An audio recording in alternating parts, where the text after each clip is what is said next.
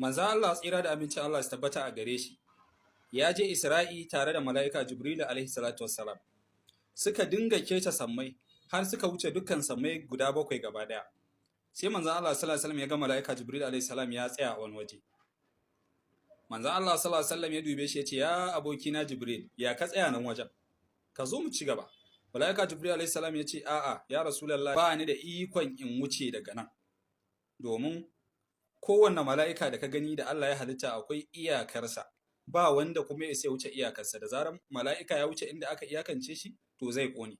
Wallahi daga nan babu wani mala'ikan Allah da ya isa ya wuce, face kai ya Rasulullah, saboda haka kai kaɗai za ka iya ka ci gaba. Daga nan manzon Allah sallallahu alaihi wasallam ya ban kwana da mala'ika Jibril alaihi salam, shi kaɗai ya ci gaba daga nan. Jahilin TikTok ya mai da wannan abun comedy. What did I say?